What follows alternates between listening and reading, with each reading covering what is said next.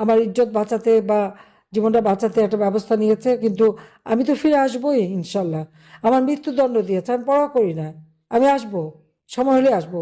তবে তার আগে এতদিন তারেক জিয়া, খালেদা জিয়া, তাদের এত নাম শুনেছেন আপনারা, তাদের আমলটা একটু দেখেন। কারণ না দেখা পর্যন্ত তো আপনারা বুঝবেন না। যেমন ইনুস সম্পর্কে যখন আমি কিছু বলতাম, তখন কেউ বিশ্বাস করতে চাইতো না। 2018 সাল থেকে সে চক্রান্ত করে যাচ্ছে। 2007 সালে নিজে দল করার চেষ্টা করেছে। 2011 সাল থেকে তার চেষ্টাই ছিল কিভাবে আমাকে ক্ষমতাচ্যুত করবে বা হত্যা করবে। 24-এ এসে পেরেছে। সে 11 সাল থেকে যেটা চেষ্টা, 24-এ এসে করতে পারলো। তারপর যখন বেঁচে আছি, ইনশাল্লাহ একদিন বাংলাদেশে আসবো। বাংলাদেশের মানুষের জন্য ঠিকই আবার আমরা উন্নত জীবন দিতে পারবো, এ বিশ্বাস আমার আছে। ভোট একটা হলো, ভোটে ভোটাররা ভোট না দিলেও 59% ভোট পড়ে গেছে। 3.5 ঘন্টা পরে 14% ভোট, আর তারপরে পরে 59%। কাজে কি হারে চুরি! আওয়ামী লীগ আমলের ইলেকশন 14, 18, 24 নিয়ে প্রশ্ন যারা তোলে, তাদের কাছে আমার প্রশ্ন যে এই ইলেকশনটা কেমন হলো দেখলেন তো? ভোট কারচুপি কাকে বলে? আমাদেরকে বলা হতো দিনের ভোট রাতে, আর এখন আমরা কি দেখলাম? দিনের ভোট সন্ধ্যা, আগের দিনের সন্ধ্যা থেকে শুরু, এবং গুনতে গুনতে এত বেশি হয়ে গেল, আর এমন বেসামাল যে এখনো হ্যানা ভোট সংশোধন করে যাচ্ছে আর প্রজ্ঞাপন দিয়ে যাচ্ছে। এর থেকেই তো প্রমাণ হয় যে কিভাবে কারচুপিটা হয়েছে। যদিও বিদেশিদের এনে দেখালো, লাইন লাইন করানো হলো, এবং খুব ভালো ইলেকশন। তাহলে ভোটটা আসলো কোত্থেকে? অপরাধীদের ইন্ডেমনিটি দিয়েছে। এই ইন্ডেমনিটি প্রত্যাহার করে প্রত্যেকটা অগ্নিসন্ত্রাসকারী, এই খুনিদের বিচার করতে হবে, এবং এই মুহূর্তে আওয়ামী লীগের উপর থেকে ব্যান তুলে দিতে হবে, সমস্ত বন্দীদের মুক্তি দিতে হবে। আগামী 7 মার্চ এবং 17 মার্চ, 26 মার্চ, 7ই মার্চ জাতির পিতার সেই ঐতিহাসিক ভাষণ, যে ভাষণ ইউনেস্কো কর্তৃক, জাতিসংঘ কর্তৃক বিশ্ব প্রামাণ্য দলিলে স্থান পেয়েছে, যে ভাষণ সারা বিশ্বের 2500 বছরের যত ভাষণ জনগণকে উদ্বুদ্ধ করা, তার মধ্যে সর্বশ্রেষ্ঠ ভাষণ 7ই মার্চের ভাষণ। 17 মার্চ জাতির পিতা বঙ্গবন্ধু শেখ মুজিবের জন্মদিন, আমরা শিশু দিবস হিসেবে উদযাপন করি। সেই শিশু দিবস হিসেবেই এটাকে উদযাপন করতে হবে, সেই উদ্যোগটা নিতে হবে। 26 মার্চ আমাদের স্বাধীনতা দিবস। 26 মার্চ জাতির পিতা বঙ্গবন্ধু শেখ মুজিবুর রহমান স্বাধীনতার ঘোষণা দেন, তারপরেই তাকে গ্রেপ্তার করে এবং পাকিস্তানে বন্দী করে নিয়ে যায়, রাষ্ট্রদ্রোহী মামলা দেয়, এমনকি ফাঁসির আদেশ দিয়েছিল। কিন্তু এর মধ্যে পাকিস্তানি হানাদার বাহিনী আমাদের মুক্তি বাহিনী এবং মিত্র বাহিনী, ভারতীয় বাহিনীর কাছে সারেন্ডার করে। কাজে জাতির পিতা মুক্তি পান, ফিরে আসেন দেশে। কাজে 26 মার্চ আমরা যথাযোগ্য মর্যাদার সাথে উদযাপন করব। যে যারা নির্যাতিতা, প্রত্যেকে ওই যে সেই যেভাবে নির্যাতন করেছে, তার একটা মামলা তার বিরুদ্ধে করতেই হবে। সবাই একটা মামলা দায়ের করবেন। মামলা যদি না নেয়, থানা যদি না নেয়, সেটাও একটা সংবাদ হবে। আর অনলাইনে আপনারা দিতে পারেন, বা কোর্টে মামলা করতে পারেন, অথবা রেজিস্ট্রি করে করতে পারেন। যেভাবে হোক একটা মামলা করে কাগজটা হাতে রাখবেন। কারণ এই কারণে যে একটা হচ্ছে সেই অপরাধীদের শাস্তি দেওয়া, আর একটা হচ্ছে আল্লাহ একটা দিন দেবেই, আমরা যে সহযোগিতা করব, সাহায্য দেব, যাদের ঘর বাড়ি পুড়িয়েছে, যাদের এরকমভাবে ক্ষতিগ্রস্ত করেছে, তাদের প্রত্যেকে আমি বলবো যে সবাই একটা মামলা করে রাখেন। তাহলে যেটা দেখে আমরা সত্যিকার যারা ক্ষতিগ্রস্ত তাদেরকে সহযোগিতা করতে পারি। কারণ মামলা না করলে আমরা বুঝবো কি করে যে এ তো যে কেউ এসে বলবে যে আমি ক্ষতিগ্রস্ত। এই যে প্রত্যেকে একটা মামলা করে রাখবেন, যেভাবে হোক মামলা দিতে হবে, দিয়ে আপনারা রেখে দেবেন। এখন যদি মামলা নাও চলে, ভবিষ্যতে কাজে লাগবে, সেটা আপনারা করবেন। হ্যাঁ, বাংলাদেশের ইতিহাসে সেই 91 সাল থেকে খালেদা যে প্রধানমন্ত্রী ছিলেন, তারপরে আমি প্রায় 20 বছর 7 মাস আমি প্রধানমন্ত্রী ছিলাম। এত বছর পরে, 35 বছর পরে আমাদের পুরুষ প্রধানমন্ত্রী এসেছে। আমরা দেখি কেমন দেশ চালায়। একজন এসেছিল শান্তির কথা বলে সারা বিশ্বের কি সামাজিক ব্যবসার নামে, দারিদ্রকে নাকি ইউনূস বলেছিল মিউজিয়ামে পাঠাবে। আমি যেখানে দারিদ্রের হার 18% নামিয়ে এনেছিলাম, হত দরিদ্রের হার 5% নামিয়েছিলাম, ক্ষমতায় এসে তা এখন 30-40%-এ আবার দারিদ্রের হার বাড়িয়ে দিয়েছে। 5 কোটি মানুষকে আমি নিম্নবিত্ত থেকে মধ্যবিত্ত তুলে এনেছিলাম। ইউনূস সাহেব 6 কোটি মানুষকে দরিদ্রের সীমার নিচে নিয়ে গেছেন। এখন মিউজিয়ামে কে যাবে? তার ওই কথার উপলক্ষে তো ইউনূসকেই মিউজিয়ামে পাঠাতে হবে মনে হচ্ছে। কাজে তার বিচার একদিন হবে, এবং বিশেষ করে নারী নির্যাতনের জন্য ওর বিচার হতে হবে। যে কত বড় ক্ষতি আমাদের নারী সমাজের জন্য করে গেল। আজকে সবচেয়ে দুঃখ লাগে যে ছাত্র ছাত্রী শিক্ষকদের অপমান করা, তাদের গায়ে হাত তোলা, তাদেরকে মারা, নির্বাচন কমিশনার প্রধান নির্বাচন কমিশনকে ধরে তার গালে জুতা মারা, তাকে অপমান করা, প্রধান বিচারপতি তাকে হাত করা পরিয়ে জেলে নেওয়া, ভালো সুযোগ সৃষ্টি করে গেছে।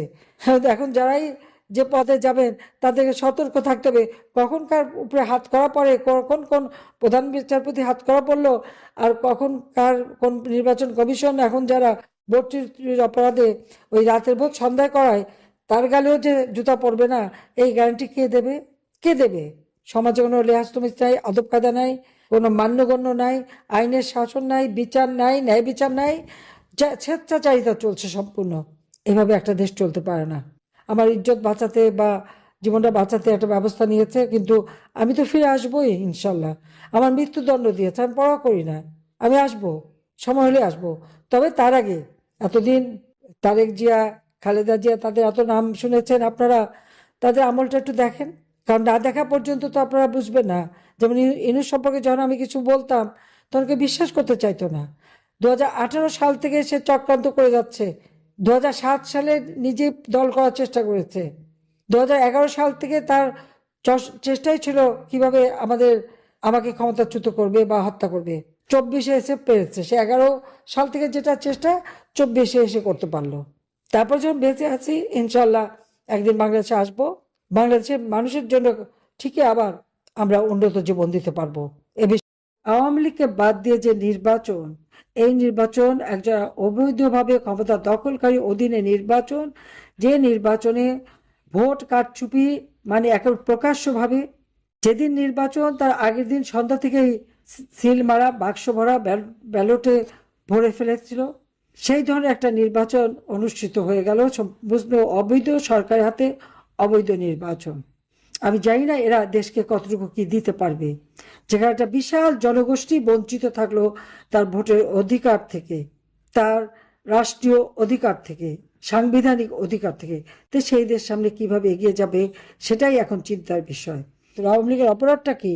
আওয়ামী লীগ স্বাধীনতা এনে দিয়েছে, আওয়ামী লীগ দারিদ্র বিমোচন করেছে, আওয়ামী লীগ দেশের মানুষের অধিকার প্রতিষ্ঠা করেছে, শান্তি নিরাপত্তা দিয়েছে, এটাই কি আমাদের অপরাধ ছিল? সেটাই আমার প্রশ্ন। ইলেকশনের নামে একটা প্রহসন খেলে যে নির্বাচনে আওয়ামী লীগ অংশগ্রহণ করতে পারে নাই, যেখানে আওয়ামী লীগের ভোট 53%, সেই আওয়ামী লীগকে বাদ দিয়ে ইলেকশন করলে আর বাংলাদেশের 50 ভাগের অধিক ভোটারকে বঞ্চিত করে নির্বাচন করলে সে নির্বাচন কখনো বৈধ হতে পারে না। অবৈধ সরকারের হাতে নির্বাচন অবৈধই থেকে যায়। আজকে দুর্ভাগ্য, বাংলাদেশে আওয়ামী লীগকে নির্বাচন করতে দেয়নি, তার নির্বাচন নামে যে খেলা, যে সরকার এসছে তার উপর দেশের মানুষ কোনো আস্থা বিশ্বাস রাখতে পারে না। একমাত্র আওয়ামী লীগই পারে বাংলাদেশের মানুষের ভাগ্য পরিবর্তন করতে, আওয়ামী লীগই পারে দেশকে উন্নত করতে, আওয়ামী লীগই পারে বাংলাদেশের জনগণের শান্তি নিরাপত্তা দিতে, উন্নতি দিতে এবং অর্থনৈতিক সমৃদ্ধি দিতে। তিল তিল করে 15টা বছর যে দেশটাকে গড়ে তুলেছিলাম, মাত্র 1 বছরের মধ্যে সেই দেশ ধ্বংস।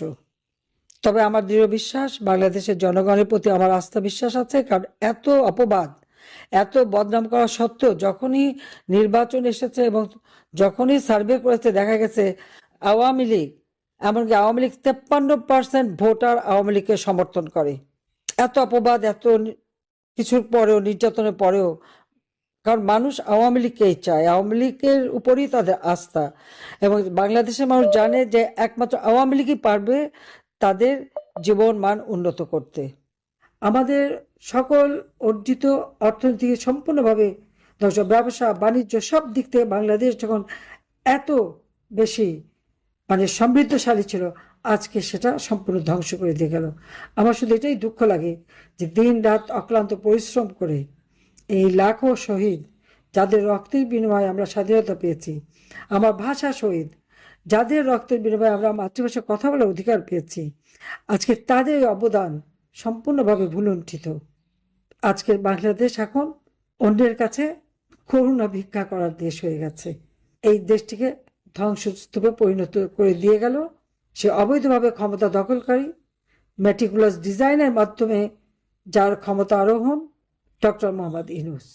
এরপর নির্বাচনে আজকে যারা এসেছেন তাদের হাতেও আমরা দেখেছি অতীতে জঙ্গি বাহিনীর সৃষ্টি, গ্রেনেড হামলা, বোমা হামলা, দুর্নীতিতে বারবার চ্যাম্পিয়ন, এই তো ছিল আমাদের ইতিহাস। কিন্তু এই বদনাম থেকে আমরা বাংলাদেশকে শান্তির দেশে উন্নীত করেছিলাম। সকলের সাথে বন্ধুত্ব, কারোর সাথে বৈরিতা নয়, এই নীতি আমরা অনুসরণ করেছিলাম। কিন্তু আজকে সবকিছু শেষ হয়ে গেছে। তবে আমি দেশের মানুষ আপনাদের বলবো, আপনাদের সাহস আছে, শক্তি আছে। আমাদের অগণিত নেতাকর্মীকে নির্যাতন করা হয়েছে, হত্যা করা হয়েছে, ঘর বাড়ি ব্যবসা প্রতিষ্ঠান জ্বালিয়ে পুড়ে ছারখার করে দেওয়া হয়েছে। আজকে ছাত্র, শিক্ষক, আইনজীবী, সাংবাদিক, বুদ্ধিজীবী কেউই রেহাই পায়নি। এইরকম অবস্থা তো আমরা কখনো চাইনি। বাংলাদেশ হবে শান্তিপূর্ণ দেশ, বাংলাদেশ হবে শান্তির দেশ, উন্নত দেশ, এবং বাংলাদেশ হবে সারা বিশ্বে একটা বিশ্ব হিসেবে গড়ে উঠবে, উন্নয়নের রোল মডেল হিসেবে। ইনশাল্লাহ আবার আমরা দিন ফিরে পাবো, আমি বিশ্বাস করি। শহীদের রক্ত বৃথা যায় না। যে সংগঠন ক্ষমতায় থাকা অবস্থায় 21শে ফেব্রুয়ারি শহীদ দিবস ঘোষণা করলো, শহীদ মিনার গড়ে তুললো, আজকে তারাই যেতে পারবে না। এর থেকে দুঃখের আর কি হতে পারে? তবে এই অন্ধকার কেটে যাবে, আবার বাংলাদেশের মানুষ সগৌরবে ফিরে আসবে, এই বিশ্বাস আমার আছে। এই রমজান মাস সবাইকে আমি রমজানের মোবারকবাদ জানাচ্ছি এবং ভাষা শহীদদের প্রতি আমার শ্রদ্ধা জানাচ্ছি। ইনশাল্লাহ দিন ফিরে আসবে, জাতির পিতা বঙ্গবন্ধু শেখ মুজিবুর রহমানের স্বপ্নের সোনার বাংলা আমরা। যাক, সবাই ভালো থাকেন, সুস্থ থাকেন। রমজান